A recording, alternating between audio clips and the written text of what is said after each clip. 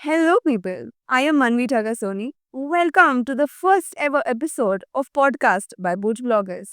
તો આજે આપણી સાથે જોડાયા છે Hina Rajgor, the gold medalist of second Asian Yogasana sports championship.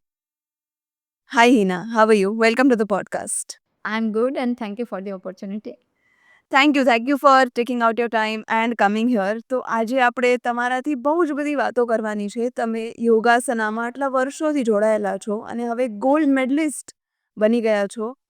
તો અગર આપણે તમારી જર્નીના બારામાં થોડીક વાત કરીએ તો મને એ જાણવું છે કે આ તમારી યોગાસનાની જર્ની તમે કઈ રીતે સ્ટાર્ટ કરી? યોગાસનાની જર્ની એવી રીતે કહું તો હું જ્યારે નાની હતી ત્યારે મારા મમ્મી બાબા રામદેવ ટીવીમાં એમના બહુ બધા કાર્યક્રમ આવતા અને સ્પેશિયલી આસ્થા ચેનલ પર આવતું એ ટીવીમાં ઓન કરીને પોતે યોગ કરતા અને હું એમને જોઈને બધા આસન કરતી અને એ આસન સમહાઉ આઈ ડોન્ટ નો બટ મારાથી બહુ ઇઝીલી થઈ જતા હતા. એટલે મારું ક્યાંક તો કનેક્શન હતું બટ મને ખબર નથી કે યોગ આટલું બ્યુટિફુલ સાયન્સ છે અને યોગાસન ગેમ પણ રમાય છે. મને કંઈ ખ્યાલ જ નહોતો કેમ કે ભુજમાં એવું કોઈ નોલેજ આપવાવાળું કોઈ હતું જ નહીં અને હું કોઈને એવું જોઈ બી ન શકતી હતી કે એવું કોઈ કંઈ કરે છે કે ઇવન સ્કૂલ્સમાં અને કંઈ જ નહોતું. પણ સ્કૂલમાં ક્યારે સ્પોર્ટ્સમાં હું આગળ જ હતી તો એ બધું હું કરતી એમાં મને મજા આવતી અને પછી જેમ લાઈક કોલેજમાં ને એમ આવી તો હું યોગ મારી હેલ્થ માટે કરવા લાગી. તો મને એના જે બેનિફિટ્સ મેં જોયા મારી બોડીમાં અને આઈ વોઝ લાઈક કે નહીં આનાથી તો દૂર ન જવાય નહીં, મારું એડિક્શન બની ગયું અને એ જે એડિક્શન બન્યું એ કોવિડમાં તો એને પીક પકડી લીધું અને એ રીતે બસ મારી જર્ની સ્ટાર્ટ થઈ. Okay, that's great.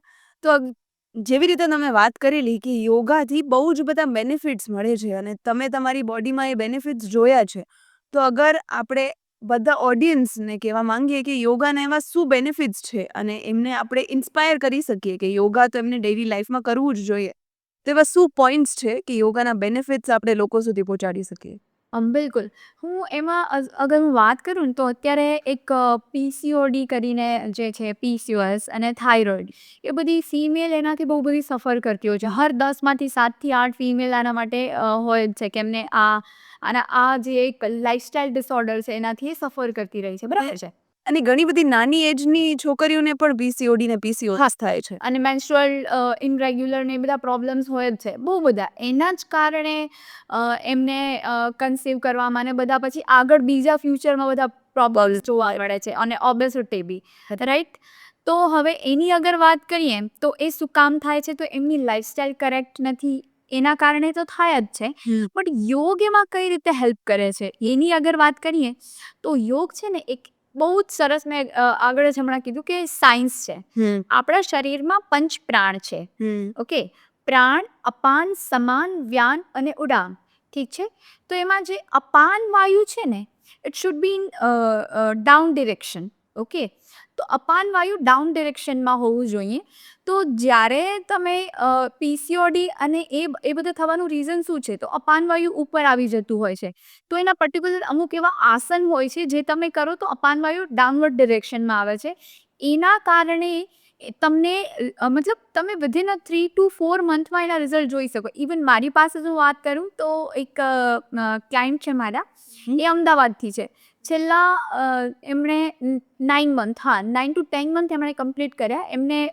એમનું જે 3 મંથમાં જ એમનું મેન્સ્ટ્રુઅલ ઇનરેગ્યુલર થયું એ તો એમને 3 મંથમાં જ એનું સોલ્વ થઈ ગયું અને પીસીઓડી એમને થોડું ટાઈમ લાગ્યું બટ 9 મંથમાં એમને અત્યારે જ અમે એમનું રિપોર્ટ કરાવ્યું તો એ એમ એકદમ નીલા. ખાલી યોગાસનાથી, નો મેડિસિન્સ?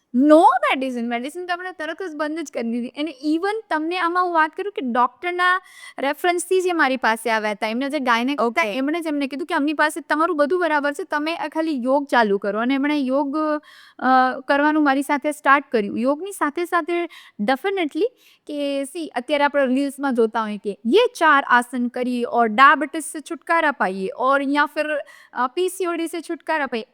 આવું નથી હોતું. એના માટે 4 ફેક્ટર ઇમ્પોર્ટન્ટ છે. પહેલું તમારી નીંદર. Sleep cycle. હા, સ્લીપ સાયકલ એ બહુ જ બરાબર હોવી જોઈએ, રાઈટ. અને સેકન્ડ જે છે તમારી ડાયટમાં જે અત્યારે ફાસ્ટ ફૂડ કે જે બહુ જ ખરાબ થઈ ગઈ છે ડાયટ, તો એ બહુ જ સારી હોવી જોઈએ. ઠીક છે, મોસ્ટલી અમે પ્રમોટ કરતા હોઈએ છીએ કે સાત્વિક ડાયટ જેટલી તમે લેશો એટલું વધારે સારું.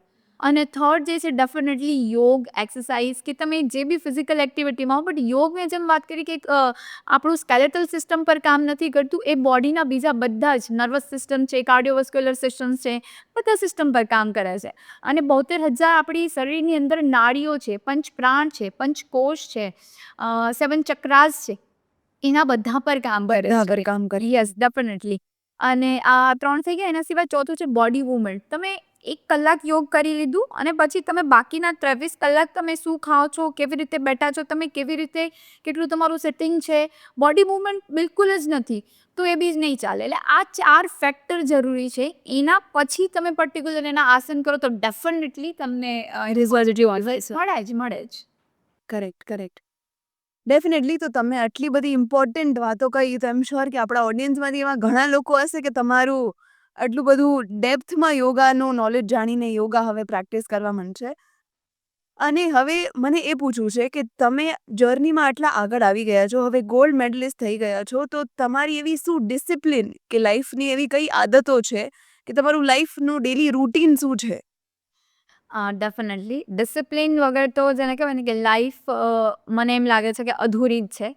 અને ડિસિપ્લિન અગર તમારી લાઈફમાં નથી તો સક્સેસ નથી. જો તમને સક્સેસ જોઈતી હોય, કેમ કે સક્સેસ બધાને દેખાશે, બટ એના પાછળનું જે હાર્ડવર્ક છે, કે એના પાછળનું જે ડિસિપ્લિન છે, એ દેખાતું નથી હોતું. મેં આગળ જ વાત કરી કે આપણા પંચકોશ છે, મનોમય કોશ, રાઈટ? તો મનોમય કોશ છે ને, એ આપણું એટલું સ્ટ્રોંગ કોશ છે કે એમાં તમે તમારા માઇન્ડને કઈ રીતે ટ્રીટ કરો છો, આપણું માઇન્ડ કઈ રીતે, આપણું માઇન્ડ છે ને એકચ્યુઅલી બોડી તો જે માઇન્ડ કહે છે ને એ જ કરે છે. જો અગર આપણે માઇન્ડથી એટલા પાવરફુલ હોઈએ ને તો કોઈ બી વસ્તુ ઇમ્પોસિબલ નથી. સો અગર હું મારા રૂટીનની વાત કરું તો હું 4:30, 4:45 સુધીમાં ઉઠી જાઉં છું. અને એના પછી મારું બેસિક રૂટીન કરી અને મારા 6 વાગ્યાથી ઓનલાઈન ક્લાસીસ ચાલુ થતા હોય છે. તો એ ક્લાસીસ મારા 9 વાગ્યા સુધી હોય છે કન્ટિન્યુ. એ ક્લાસીસ ખતમ કરી અને પછી હું મારી સેલ્ફ પ્રેક્ટિસ કરું છું. સેલ્ફ પ્રેક્ટિસ ઓલમોસ્ટ મારી 11 વાગ્યા સુધી ચાલુ હોય. અને એના પછી બ્રેકફાસ્ટ તો હું જનરલી લેતી નથી, બટ થોડા જે સોક કરેલા ડ્રાય ફ્રૂટ્સ કે કોઈ સિઝનલ ફ્રૂટ હોય એ લઈ લીધું. અને એના પછી તો લંચ ને એવી રીતે મતલબ આફ્ટરનૂન સુધી હોય. ઇવનિંગ અગેન મારો એક ગ્રુપ ક્લાસ હોય છે, એ હોય છે. અને ઇવનિંગના હું થોડી બેસિક લાઈક મેડિટેશન કે થોડુંક એ જ કરું છું. ઇવનિંગમાં હું મારી પ્રેક્ટિસ કરતી નથી, મોર્નિંગમાં જ પતાવી દઉં છું. અને બાકી યસ, કે જેમ કે હવે હું વાત કરું ને કે જંક ફૂડની, તો એ કેવું થઈ ગયું છે, લાઈક મને વૈરાગ્ય કહી શકાય એને, કે વૈરાગ્ય જ થઈ ગયું છે કે મને ક્રેવિંગ્સ જ નથી થતી. યુ નો વોટ, કે મને મારી સામે પિઝા હોય ને તો મને એમ થાય કે ઓકે, આ કચરો છે અને મારા પેટમાં મારે નથી નાખવો. લાઈક આપણે બારે જે કચરો પડેલો છે, શું આપણે આપણા ઘરમાં નાખીએ છીએ? નથી નાખતા. બહારનો કચરો આપણે આપણા ઘરમાં નથી નાખતા. તો ભાઈ આ મને ખબર જ છે મેંદો છે, શું છે, એમાં કેટલા બધા પ્રિઝર્વેટિવ્સ છે. જે પ્રિઝર્વેટિવ્સ છે એ જ તો મેઇનલી ફિમેલ હેલ્થને નુકસાન કરે છે, કે આપણા ગટને. અત્યારે લીકી ગટના પ્રોબ્લેમ્સ બહુ બધામાં આપણે જોવા મળે છે. લીકી ગટ શું કામ થાય છે, એના પાછળના રીઝન શું છે, આ જ બધા છે. તો એ મને ખ્યાલ છે કે આ જે કચરો છે, મારો પેટ તો ભાઈ ડસ્ટબિન નથી. તો મને વૈરાગ્ય જ થઈ ગયું છે. એટલે મને ક્રેવિંગ્સ જ નથી થતી. મને ક્રેવિંગ્સ જ શેની થાય છે કે ખીચડી છે, કે પછી લાઈક જે બી હોમમેડ, હા ઘરનું બનાવેલું હું બધી જ વસ્તુ ખાઉં છું, બટ બહારની કોઈ વસ્તુ માટે મને છે નહીં. એટલે ફૂલી ડિસિપ્લિન, કે નહીં હું બહાર હોઉં તો બી આઈ મેક શ્યોર કે હું શું ઇન્ટેક કરું છું, શું ફૂડ ખાઉં છું, એ બધી વસ્તુનું મારે ધ્યાન રાખવું જ પડે.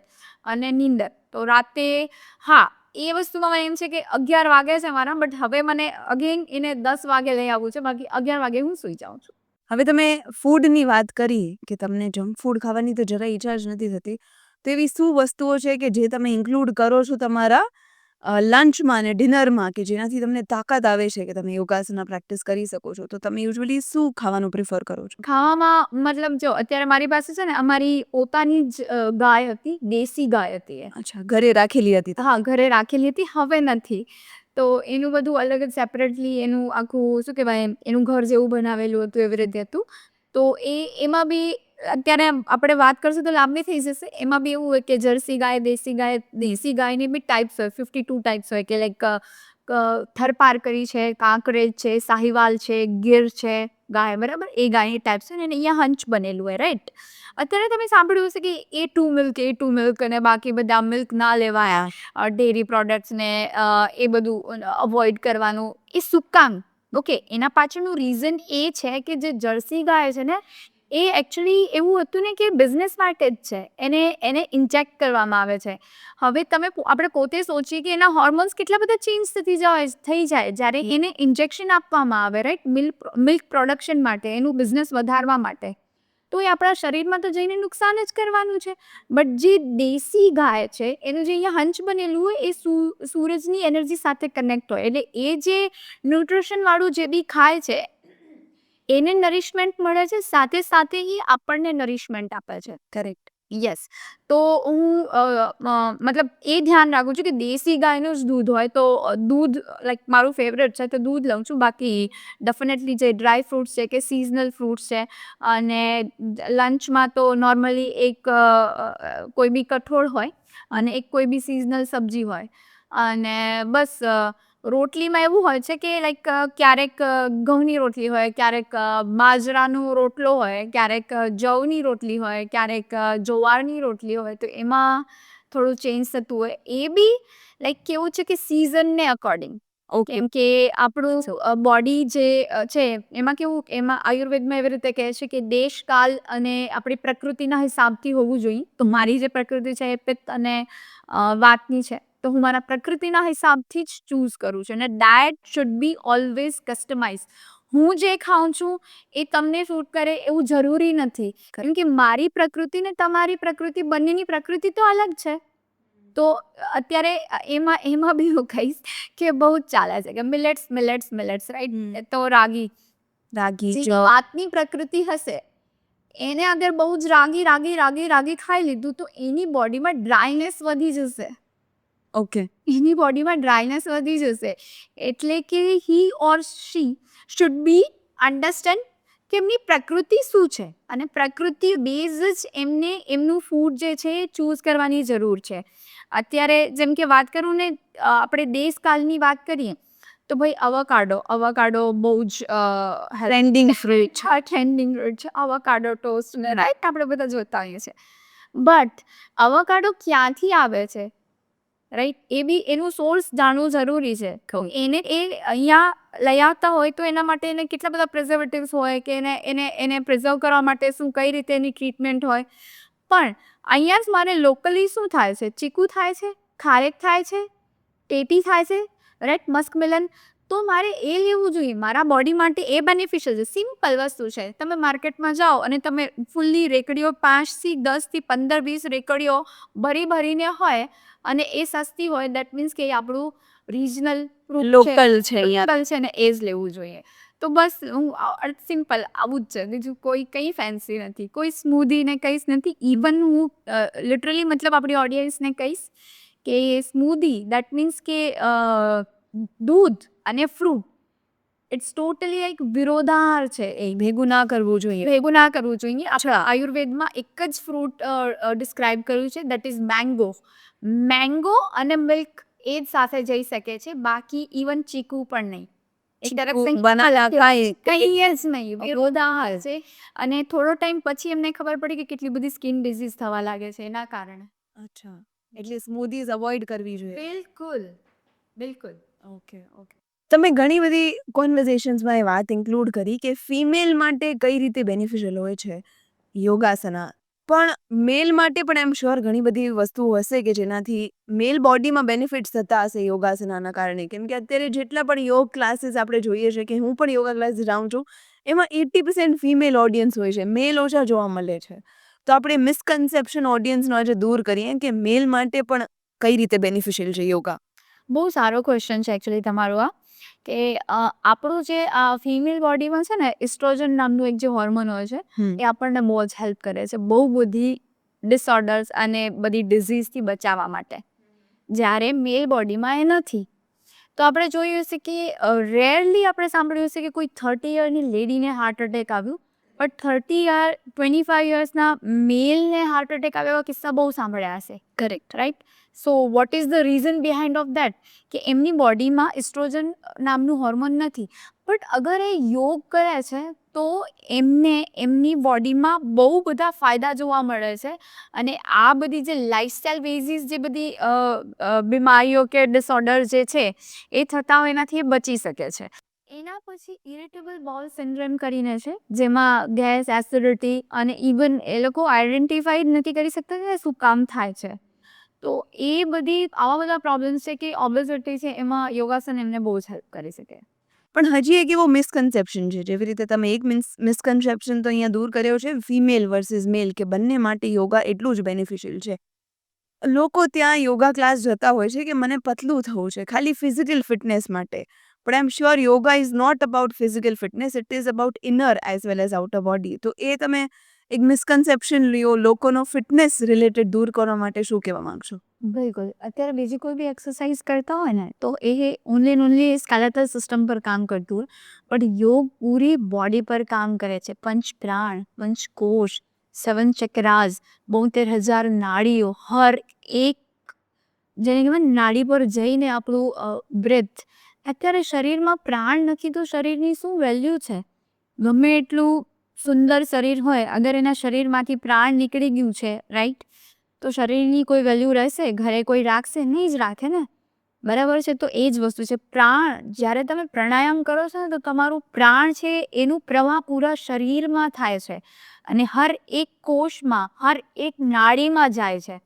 એટલે યોગ તો મતલબ ડેફિનેટલી કે તો હું ડિસ્ક્રાઇબ ન કરી શકું ને, હું બોલી ન શકું કે કેટલા ફાયદા છે. જ્યારે તમે કરો ત્યારે ખબર છે, એટલે જ એટલું અલગ છે. હવે આપણે યોગાસના ગેમના વિશે જાણીએ કે લોકો યુઝ્યુઅલી યોગા કરતા હોય છે પોતાના વેલબિંગ માટે, પણ હવે યોગાસના એક ગેમ તરીકે આપણા સ્પોર્ટ્સ ફેડરેશનમાં ઇન્ક્લુડ થયું છે, તો એ કેવી રીતે થયું છે? હા, યોગ એટલે કેવું છે કે અષ્ટાંગ યોગ, યમ, નિયમ, આસન, પ્રાણાયામ, પ્રત્યાહાર, ધારણા, ધ્યાન એન્ડ સમાધિ, એ અષ્ટાંગ યોગ છે, બરાબર છે. એ અષ્ટાંગ યોગનો એક જે થર્ડ પાર્ટ છે ઓનલી આસન. એ આસનને આપણે યોગાસના એઝ અ ગેમ લીધું છે. અને હું એ બી કહીશ કે શું કામ, કેમ કે જ્યારે તમે કોઈ બી સ્પોર્ટ રમતા હો ને, કોઈ બી ગેમ રમતા હો, તો ત્યારે તમે જોશો કે એમને યોગ તો એ લોકો કરતા જ હોય, રાઈટ. યોગ તો એ કરે જ છે બધા જ, કેમ કે એમનું ફોકસ વધારવું છે, એમનું કોન્સન્ટ્રેશન વધારવું છે. જ્યારે તમારું ફોકસ ક્લિયર હોય, કોન્સન્ટ્રેશન બહુ સારું હોય ગેમ માટે, તમારી ફ્લેક્સિબિલિટી હોય બોડીમાં, ત્યારે જ તમે કોઈ બી ગેમમાં બેસ્ટ પરફોર્મન્સ તમારું આપી શકો. વિધાઉટ લાઈક એ પોસિબલ જ નથી. ઓકે, તો સેમ કે જ્યારે તમે યોગાસના એઝ અ ગેમ રમો છો, તો Yogasana is self very hard game અને તમારે તમારા પૂરા મનોમય કોષ પર કામ કરવું છે. હવે એમાં કેવું છે ને કે જ્યારે કોઈ એક આસન પરફોર્મ કરો ને ત્યારે તમારે બહુ ગ્રેસફુલી એને કઈ રીતે તમે બાંધ્યું, આસનને કઈ રીતે તમે છોડ્યું, અને આસનમાં વિધાઉટ વાઇબ્રેશન તમે જે બી એનો પર્ટિક્યુલર ટાઈમિંગ્સ હોય એટલો હોલ્ડ કરી તમે રાખવાનું. હોલ્ડ કર્યું. આસન એટલે સ્થિરમ સુખમ આસનમ. પતંજલિજી કહી જ ગયા છે સ્થિરમ સુખમ આસનમ. એટલે જેટલું તમે વિધાઉટ વાઇબ્રેશન એ આસનને હોલ્ડ કરો છો એટલા તમારે એ રીતે માર્કિંગ સિસ્ટમ રાખેલા હોય, બરાબર છે.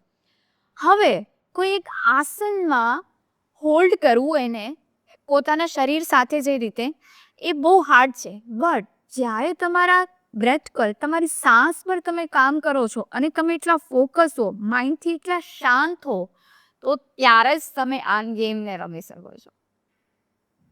બહુ સરસ વાત કરી તમે. તો તમે યોગાસના એઝ અ ગેમ તરીકે તમારી જર્ની શું રહી છે? તમે કેટલા વર્ષોથી યોગાસના ગેમમાં પાર્ટિસિપેટ કરો છો? મેં ફર્સ્ટ રમ્યું હતું 2019માં, જ્યારે પતંજલિનું એક કોન્ટેસ્ટ આવ્યું હતું અને એમાં ડિસ્ટ્રિક્ટમાં મને ગોલ્ડ આવ્યું હતું, અને ત્યારે જ પછી લોકડાઉન આવી ગયું હતું. મારી ફર્સ્ટ ચેમ્પિયનશિપ હતી એ, અને એના પછી લોકડાઉન આવી ગયું. એનું નેશનલ દિલ્હીમાં હતું, બટ મને સમાવ જવા ન મળ્યું કેમ કે લોકડાઉન થઈ ગયું હતું. અને પછી આપણને ખબર છે કે શું કન્ડિશન હતી ઇન્ડિયામાં, રાઈટ.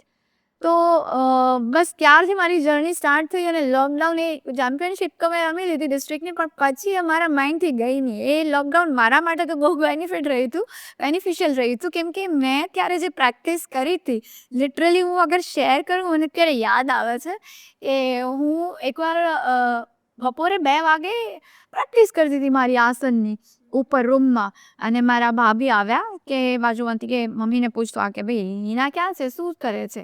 તે કે એ તો યોગા કરે છે. હે કે અત્યારે બપોરે 2 વાગે યોગા કરે છે? ગાંડી થઈ ગઈ છે લિટરલી. કે જ્યાં સુધી તમે મેડ ન થાવ ને, ગાંડા ન થાવ ને કોઈ બી વસ્તુ પાછળ, ત્યાં સુધી તમને કંઈ મળતું નથી. એટલે એ જે આસન છે એ મતલબ મેં વાત કરી જેમ કે એઝ આઈ સેડ કે બેનિફિટ તો મેં મારા બોડીમાં જોયા, બટ મારી ફ્લેક્સિબિલિટી બી સારી હતી. તો મેં સેલ્ફ પ્રેક્ટિસ કરી હતી. ત્યારે મારી પાસે કોઈ જ કોચ નહોતો, કંઈ ગાઈડન્સ નહોતું, અને મને એટલું બધું કોમ્પિટિશનનું બી ખ્યાલ નહોતું. બટ હું મારી રીતે પ્રેક્ટિસ કરતી ગઈ અને ઇમ્પ્રૂવ થતી ગઈ કરતી ગઈ. અને પછી મેં બહુ બધા કોમ્પિટિશન રમ્યા. અને હા, ડેફિનેટલી જેમાં કોમ્પિટિશન મેં હાર્યા બી છે. તો ત્યારે બહુ રડવું આવતું, બહુ રડી. અને ઇવન એ કોમ્પિટિશન મારા માટે એટલા બધા હતા ને કે હું ભૂલી જતી કે મને કંઈ ભૂખ પણ લાગી છે કે તરસ પણ લાગી છે. એટલું મને હર્ટ ફીલ થતું. પછી પાછું હું રિયલાઇઝ કરતી કે મારી મિસ્ટેક શું હતી ને ક્યાં મિસ્ટેક કરી હતી. અને આ વસ્તુ મેં નથી કરી ક્યારે કે મેં સોશિયલ મીડિયામાં હું મારા પૂરતું જ રાખતી. અને આ બધી ઓનલાઈન ગેમ છે કે વેબ સિરીઝ છે કે લિટરલી મેં સાચ જ નથી જોઈ. મને કંઈ ખબર જ નથી કે શું ચાલતું હોય. બધા જોતા હોય ને, વાત કરતા હોય ને, મને તો કંઈ ખબર જ નથી કે કેવી રીતે હોય, શું હોય, ઓટીટી પ્લેટફોર્મ પર આવું બધું હોય, કંઈ જ નહીં. ઇવન મેં મૂવી બી ખબર છે કેટલી જ જોઈ છે, ખાલી ચંદુ ચેમ્પિયન છે કે પછી જે દંગ હશે સ્પોર્ટ્સ રિલેટેડ બધી. બસ થિયેટરમાં કલ્કી જોઈ હતી ને એની પહેલાં બાહુબલી જોઈ હતી. મને વેસ્ટ ઓફ ટાઈમ લાગે, મારે 3 કલાક કેમ બગાડું? એવું છે. એટલે એવી લાઈફ છે. એટલી બોરિંગ હોય મારી સાથે હોય કોઈ, ભાઈ કેટલી બોરિંગ છે. ક્યારેક તો આવું ખવાય ને, પણ મને જ નથી થતું કેમ ખાવું. મેં કીધું મને મન જ નથી થતું. એવું થઈ ગયું છે. બટ હા, એવું નહીં, રિજિડ નહીં. એટલે મન થાય તો ડેફિનેટલી સ્ટારબક્સની કોફી મને બહુ ભાવે તો એ પી જવાની. ક્યારેક ચાલે, ક્યારેક ચીટ ડેઝ હોય. હા, બટ એ લાઈક રિગ્રેટ સાથે નહીં, એવું ખુશીથી તો એ ચાલે, એવું નથી. જેવી રીતે આપણે વાત કરી કે યોગાસન એક ગેમ તરીકે ઇન્ટ્રોડ્યુસ થયું છે અને તમે ઘણી જ બધી ગેમ્સમાં પાર્ટિસિપેટ કર્યું છે. તો અગર આપણે કચ્છની વાત કરીએ તો કચ્છમાં યોગાસના ગેમનું નોલેજ ઓછું છે, કાં તો ઘણા બધા લોકોને એ ખબર પણ નહીં હોય. તો એવી ઘણી બધી છોકરીઓ હશે, છોકરાઓ હશે કે જે યોગા બહુ સારી રીતે યોગાસના કરી શકતા હશે. તો એમને આ કરિયર તરીકે અગર આનામાં આગળ વધવું હોય તો એમાં તમે શું એડવાઇસ આપશો? ડેફિનેટલી આ યોગાસના એઝ અ ગેમ અત્યારે એનું બહુ જ બ્રાઇટ ફ્યુચર છે. કેમ કે અત્યારે આજે હતી એશિયન ચેમ્પિયનશિપ હતી જેમાં મને ગોલ્ડ મેડલ આવ્યું છે. એના પછી જાપાનમાં થવાની છે એશિયન ગેમ્સ, એનું ડેમોન્સ્ટ્રેટ છે, બરાબર છે. એશિયન ગેમ્સનું ડેમોન્સ્ટ્રેટ છે. અને એના પછી જે હશે એશિયન ગેમ્સમાં રમાશે, મેડલ માટે રમાશે. અને 2036માં જ્યારે ઇન્ડિયા હોસ્ટ કરી રહ્યું હશે ઓલિમ્પિકને અમદાવાદમાં જ્યારે આપણું ઓલિમ્પિક રમવાનું છે 36માં, ત્યારે આપણું ઇન્ડિયા જે છે એ યોગાસના એઝ અ ગેમ એને ઇન્ટ્રોડ્યુસ કરશે ઓલિમ્પિકમાં. અને એની સાથે મલખમ બી આવવાનું છે એવી વાત ચાલી રહી છે. બટ યોગાસના આવવાનું છે તો ઓલમોસ્ટ 99% ફાઇનલ જ છે.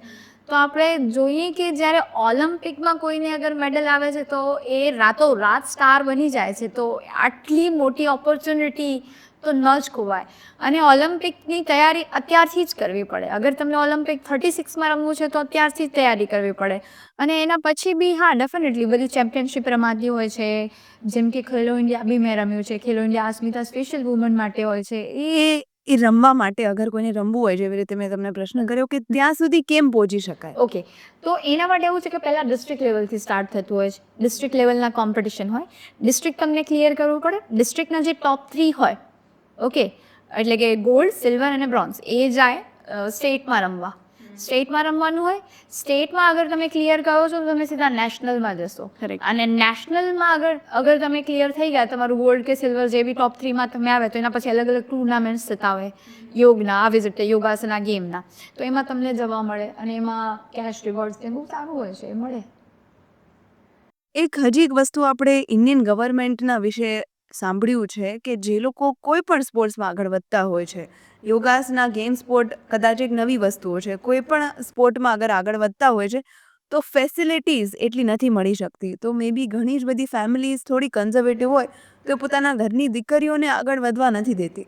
તો એવા કોઈ એક્સપિરિયન્સ તમે અમારા સાથે શેર કરવા માંગશો કે તમે હવે આટલા આગળ પહોંચી ગયા છો, ગોલ્ડ મેડલિસ્ટ લેવલ છો, તો તમારી એ રીતની જર્ની કઈ રીતે રહી છે? અને અગર એવી કોઈ સારી મેમરીઝ કે પછી એવા ખરાબ એક્સપિરિયન્સ જે તમે અમારા સાથે શેર કરવા માંગશો? ડેફિનેટલી આમાં કેવું છે કે કોઈ બી જર્ની છે ને સ્ટાર્ટિંગમાં ઇઝી નથી હોતી, એ તો હાર્ડ જ હોય છે, રાઈટ? બટ એક લેવલ તમે આવી જાઓ ને પછી બધું ઇઝી થઈ જાય છે. હવે આમાં જો વાત કરીએ ગવર્મેન્ટની, તો આપણને એટલી બધી એની સ્કીમ છે ને એટલી બધી એની યોજનાઓ છે ને, લિટરલી મને ખબર જ નથી. જ્યારે ચેમ્પિયનશિપ જીતી એના પછી મને ખબર પડી કે આટલું બધું છે. ને મેં સ્પેશિયલ ખેલ પ્રતિભા કરીને આપણું ગુજરાત એટલે કે સ્પોર્ટ્સ ઓથોરિટી ઓફ ગુજરાત તરફથી બી બહુ બધી યોજનાઓ, સ્કીમ કેટલી બધી છે જે ફિમેલ માટે સ્પેશિયલ છે, જે ખબર જ નથી કેટલી બધી છે જે મળે છે. ઇવન નેશનલ લેવલ પર પણ બી મળે છે. ઓનલી સ્ટેટમાં નથી મળતું, બટ નેશનલમાં તમે ગોલ્ડ લાવો છો તો ગુજરાત સરકાર જ તમને બહુ જ સારું આપે છે, રાઈટ? અને એમાં કેવું છે કે જો મેં વાત કરી કે સ્ટાર્ટિંગમાં સ્ટ્રગલ એટલે શું, કે કોઈ બી ગેમ તમને રમવું હોય તો એમાં તમારે જે કોચિંગ છે કે ડાયટ છે કે એ તમારે પોતાનું હોય છે, રાઈટ? એ સ્ટાર્ટિંગમાં તમારે એનું જે બી એક્સપેન્સ હોય એ તમારે બેર કરવું પડે, રાઈટ? અને એના પછી જે છે, જેમ કે કોમ્પિટિશન રમાતા હોય, તો હું વાત કરું તો ડેફિનેટલી મારા ટાઈમે બી જ્યારે મેં યોગાસન હું રમતી ત્યારે સ્કૂલમાં અને મંદિરમાં અમારું રહેવાનું હતું, અને એક રૂમમાં અમે 10 થી 12 ગર્લ્સો, એવી સિચ્યુએશન હતી.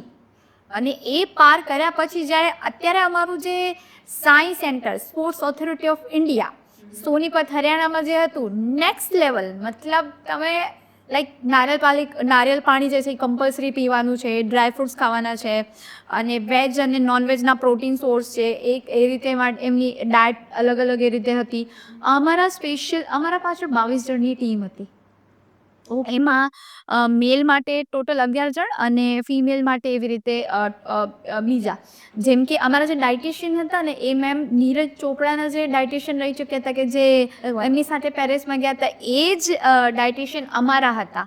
Chief coach, assistant coach, manager, એટલે બંનેના જે કોચ છે ફિમેલના અલગ, મેલના અલગ. પછી અમારા ડાયટિશિયન, અમારા ફિઝિયો, અમારા મસાજના જે થેરાપિસ્ટ છે એ, અમારા ડોક્ટર્સ, આખી ટીમ અમારી સાથે હતી. તો ગવર્મેન્ટની એટલી બધી લાઈક યોજનાઓ કહી શકાય કે છે કે જે આપણને ખબર નથી હોતી. એને કહેવાય કે less knowledge is like more harmful. તો આપણને એ બધી ખબર નથી કે આટલું બધું ગવર્મેન્ટ પ્રોવાઈડ કરે છે. તો first I think we should નો, કે આપણને ખબર હોવી જોઈએ કે શું બેનિફિટ્સ આના છે. જે ઘણા બધા નોર્મલ ઓડિયન્સને ખબર પણ નથી. તો હવે કોઈ પણ ઘરની દીકરી હશે કે જેને કોઈ પણ ફિલ્ડમાં આગળ વધવું હશે, કોઈ પણ સ્પોર્ટમાં, તો એ આગળ વધી શકે છે, કેમ કે આપણી ઘણી જ બધી યોજનાઓ છે આપણને પ્રમોટ કરવા માટે, પણ આપણી લેક ઓફ નોલેજના લીધે આપણને ખબર નથી પડતી હોતી. હવે અગર આપણે તમારા યોગા જર્નીના વિશે આપણે વાત કરીએ, તો તમે એટલા વર્ષોથી યોગા પ્રેક્ટિસ કરો છો, તો એ તમે ક્યાં શીખ્યા છો અને કઈ કઈ જગ્યાએ તમે જઈને યોગાસના પ્રેક્ટિસ કર્યું છે?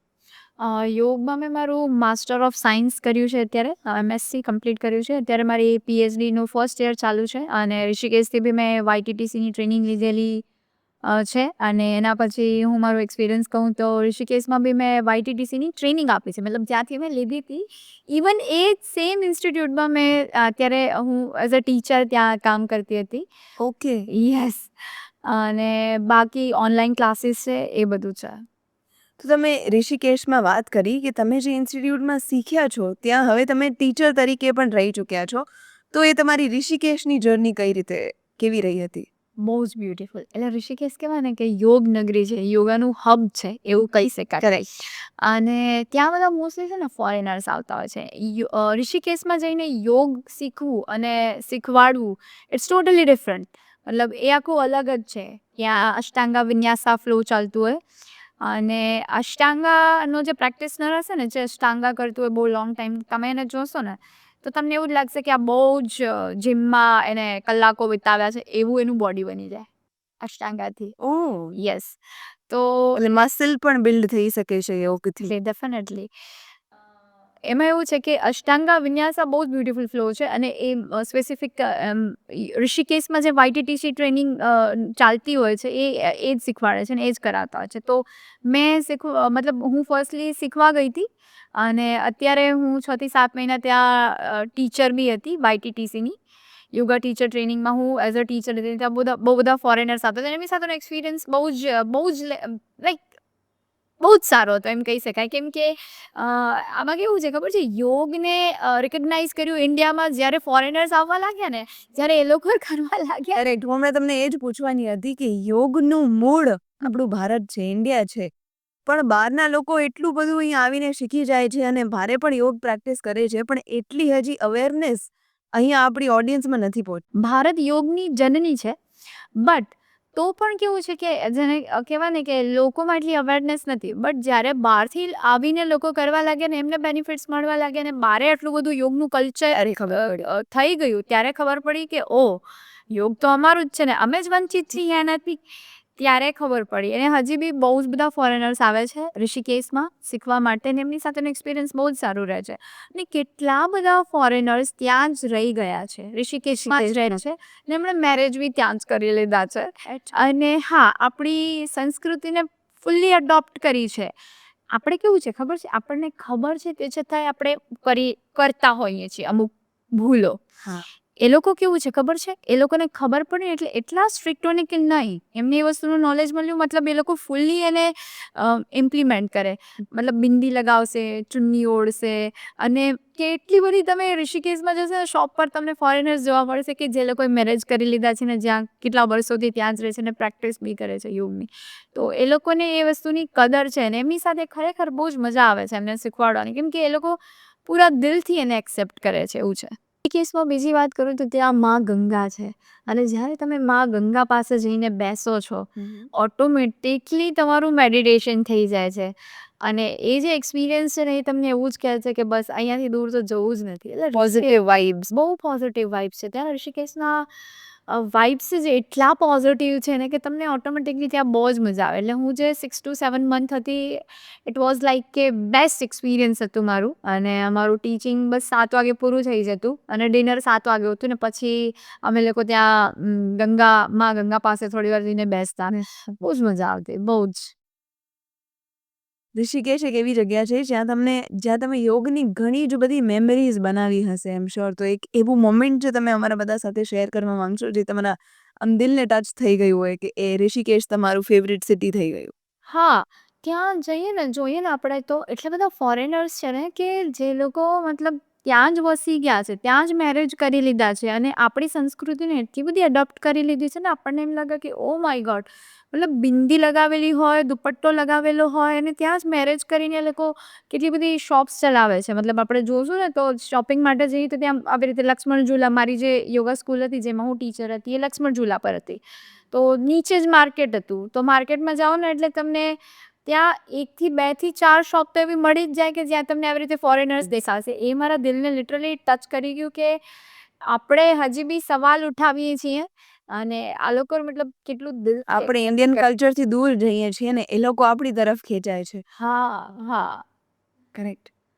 તો હવે આપણે એક સૌથી પોડકાસ્ટનો ઇન્ટરેસ્ટિંગ ક્વેશ્ચન તરફ આગળ વધી રહ્યા છીએ, કે જે તમને ગોલ્ડ મેડલ મળ્યું છે, જેના માટે બધા જ ન્યૂઝપેપરમાં તમારું નામ અમે વાંચ્યું છે.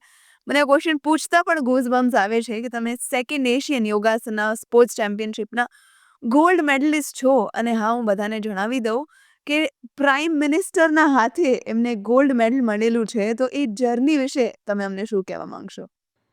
એ તો લાઈક મારી લાઈફની અત્યારે એમ કહી શકાય કે સૌથી કોઈ મેમરેબલ જર્ની હોય, કે સૌથી બ્યુટીફુલ જર્ની હોય, તો એ જ હતી.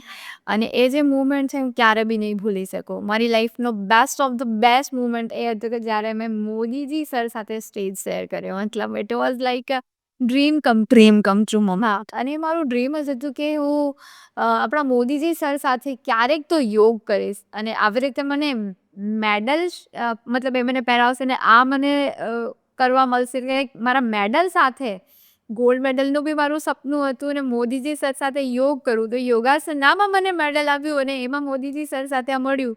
તો ઇટ વોઝ લાઈક કે બહુ જ મારી ખુશીનો કોઈ પાર નહોતો, કે જ્યારે મને કોલ આવ્યો ફાઇનલી કલેક્ટર ઓફિસ ભુજથી, કે તમારી પ્રોફાઇલ એના માટે સિલેક્ટ થઈ છે, અને આવી રીતે તમારે આવવાનું છે, અને તમારા ડોક્યુમેન્ટ્સ જોઈએ છે વેરિફિકેશન માટે, અને આવી રીતે બધું. એટલે હું તો પૂરી શોક થઈ કે સાચે આવું થશે. મેં મમ્મીને પૂછ્યું કે સાચે આવું થઈ રહ્યું છે? ઓ માય ગોડ, મતલબ એ બહુ જ અનબિલિવેબલ વસ્તુ હતી મારા માટે બી. કે અને એમનો જે ઓરા હતો, એમનો જે ગ્લો હતો, મને એમ લાગે કે કોઈ સેલિબ્રિટીને એવું મતલબ કોઈ જે એક્ટ્રેસ છે એમનું એવું નહીં હોય, નહીં જ હોય ડેફિનેટલી. મેં એમનો જે ગ્લો જોયો ને, હું તો આમ જેને કહેવાય ને કે ઘેલી થઈ ગઈ, એવું જ હતું, એવું જ હતું. એટલે મને કેટલું બધું બોલવું હતું, બધું જ ભૂલી ગઈ એ સેરેમની આવી રીતે અહીંયા મેં સોચી નાખ્યું હા, એમને જોયા જ કરીએ, માઇન્ડ બ્લેન્ક થઈ જાય છે. મને એ બધું બોલવું હતું, બધું બ્લેન્ક થઈ ગયું, હું ભૂલી ગઈ કે મને શું બોલવું છે. એમનો એ ઓરા હતો ને એમની એટલી પોઝિટિવ વાઇબ્સ હતી ને, લિટરલી મતલબ મને તો હું ભૂલી ન શકું એ ક્યારે બી. તો તમે જે ઇન્ડિયાને રેપ્રેઝેન્ટ કરો છો, એ એમ શ્યોર કે તમારા માટે એક પ્રાઉડ ફિલિંગ હશે. તમારા મમ્મી પપ્પાને તો પ્રાઉડ હશે, પણ આજે આખી ઇન્ડિયાને તમારા પર પ્રાઉડ છે. તો તમે એના વિશે શું કહેવા માંગશો? હા, એટલે જ્યારે તમને ઇન્ડિયાની જર્સી મળે છે ને, એનું ટ્રેક સૂટ પહેરવા મળે છે ને, એ એક્સપિરિયન્સ જ અલગ છે. તમે ગમે તે લેવલ પર હો, બટ જ્યારે તમારે ટી શર્ટ પાછળ, એટલે જ ને સ્પેશિયલી એકચ્યુઅલી એ ટી શર્ટ પહેર્યો છે જેની બેક સાઈડમાં ઇન્ડિયા લખેલું છે. આજે મેં એટલે સ્પેશિયલ એ જ ટી શર્ટ પહેર્યો છે. તો જ્યારે તમને ઇન્ડિયાનું ટ્રેક સૂટ પહેરવા મળે ને, એ એક્સપિરિયન્સ અલગ જ હોય. એને મારા વર્ડ્સમાં ડિસ્ક્રાઇબ નહીં કરી શકું, કેમ કે જ્યારે તમે ગોલ્ડ મેડલ ઇન્ડિયા માટે જીતો ને, એટલે તમને છે ને ફ્લેગ મળે ઇન્ડિયા. અને એ જે ઓળવા મળે ને, એ બે જ લોકોને મળતું હોય છે, સોલ્જર અને એથ્લીટ્સ. તો જ્યારે તમે એઝ અ એથ્લીટ ઇન્ડિયાને રિપ્રેઝેન્ટ કરતા અને એમાં તમે ગોલ્ડ મેડલ જીતો અને ઇન્ડિયાના ટ્રેક સૂટ સાથે, તો એ એક્સપિરિયન્સ જબરદસ્ત હોય છે. કેમ કે તમને ત્યારે એમ થાય છે કે તમે ઇન્ડિયા માટે કંઈક કર્યું છે, એટલે એ ફિલિંગ અલગ જ હોય છે. પ્લસ એક નાનકડી વસ્તુ જે તમે મને બેક સ્ટેજ કહી હતી, કે જ્યારે તમે પાછા ભુજ આવી રહ્યા હતા, ત્યારે તમારા સાથે એક મોમેન્ટ થયું, એ તમે બધાને જણાવો. હા, એ એવી એક્સપિરિયન્સ બહુ જ સરસ હતું કે મેં ટ્રેક સૂટ પહેર્યું હતું અને હું ડાયરેક્ટલી દિલ્હીથી ભુજ આવતી હતી air India through, air flight through. અને એમાં સડન અનાઉન્સ કરવામાં આવ્યું કે આપણી સાથે આજે જે છે એ આવી રીતે એશિયન ચેમ્પિયનશિપમાં ગોલ્ડ મેડલ જીતીને આવ્યા છે, એ છે અને હિના રાજગોર. તો હું આઈ વોઝ લાઈક કે ટોટલી શું થઈ રહ્યું છે, કેમ કે આ બધું મારી સાથે ફર્સ્ટ ટાઈમ થઈ રહ્યું હતું. અને હું બહુ જ ખુશ હતી. અને ત્યાંના બધા જ એર હોસ્ટેસ મારી પાસે આવ્યા અને એમણે કંઈક કોમ્પ્લિમેન્ટરી ગિફ્ટ્સ આપી મને. અને એમાં હતું કે કે આપણે લોકો આજે સેલિબ્રેશન છે એ 35,000 ફીટ સ્કાયમાં કરી રહ્યા છીએ, એવી રીતે મને આખું લેટર આપ્યું. એ લેટર મારી પાસે જ છે, એર ઇન્ડિયાનું આખું લોગો છે ને એવી રીતે એના પર. અને અમુક લોકોએ સેલ્ફી લીધી કે ભાઈ આવી રીતે ઇન્ડિયાનો ટ્રેક સૂટ પહેરેલો છે એની સાથે. તો એ મેમરીઝ ત્યારે મને ખબર પડી કે શું વેલ્યુ છે એમ, કે તમે ઇન્ડિયન ટીમમાં સિલેક્ટ થઈને ઇન્ડિયાને રિપ્રેઝેન્ટ કરતા હો ત્યારે તમારી શું વેલ્યુ હોય છે. તમે તમારા માટે કે તમારી ફેમિલી માટે કે તમારા સ્ટેટ માટે નહીં, બટ તમારી કન્ટ્રી માટે રહ્યા છો. અને આપણે કે આપણા ઘરવાળો, સિર્ફ આપણા ઘરવાળા જે એ જ ખાલી ખુશ નથી થતા, આખો દેશ એને સેલિબ્રેટ કરે છે, આખો દેશ તમારી સાથે ખુશ થાય છે. તો એ મુમેન્ટ્સ બહુ જ મતલબ બહુ બ્યુટિફુલ હોય અને દિલને બહુ કરીબ હોય, કે આવા બધા જે નાના નાના ઇન્સિડન્ટ છે ક્યારે ભૂલી ન શકાય, ક્યાં એવા હોય છે. I am sure Hina, we all are proud of you, the entire India is proud of you.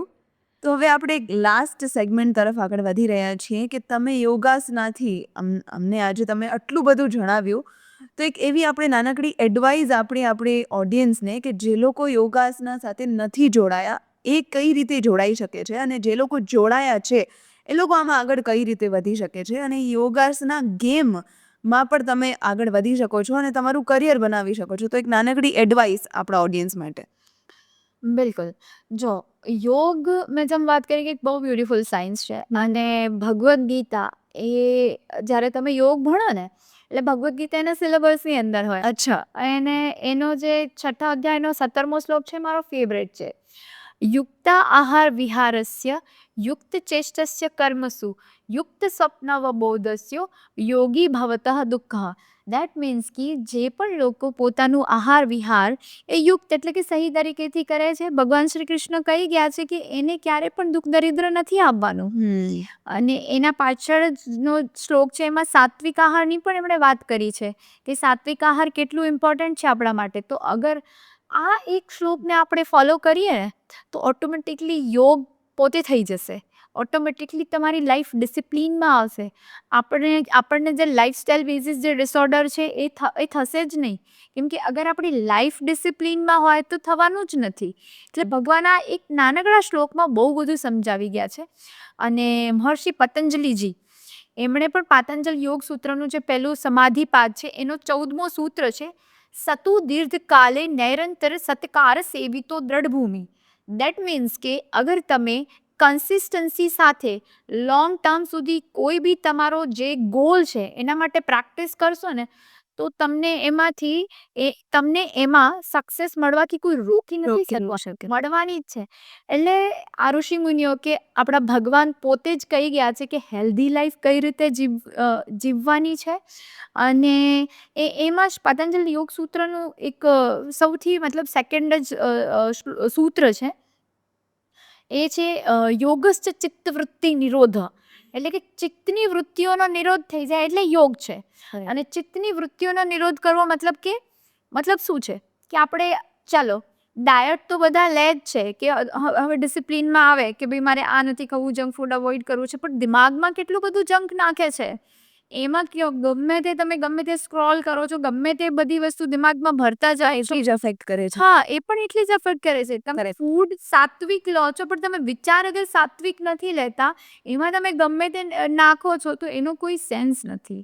એટલે યોગસ્થ ચિત્ત વૃત્તિ નિરોધ મતલબ કે આપણી જ્યારે ચિત્તની વૃત્તિનો નિરોધ થઈ જાય છે ત્યારે જ યોગ થાય છે. તો અગર આપણે રીલ્સને સ્ક્રોલ કરતા જશું તો તમારો સ્ટ્રેસ લેવલ અને તમારો કોર્ટિસોલ લેવલ વધવાનો જ છે અને તમે ક્યારે બી યોગ કરવા માટે કેપેબલ નહીં બની શકો. એના માટે કરીને તમારે ધીરે જેમ વાત કરી કે દ્રઢ ભૂમિ, એક દ્રઢ નિશ્ચય સાથે તમે થોડા બી એફર્ટ્સ કરશો તો ડેફિનેટલી તમને જ્યારે એના ફાયદા જોવા મળશે ને, આપણે ઇન્સાન કેવા હોય કે જ્યારે બેનિફિટ મળે ને તો ઓટોમેટિકલી આપણે કરવા લાગીએ. એટલે તમને મળશે જ. અગર થોડું પણ તમે કરવા લાગો ને તો બેનિફિટ્સ તો મળશે ને પછી તમે છોડવાના નથી.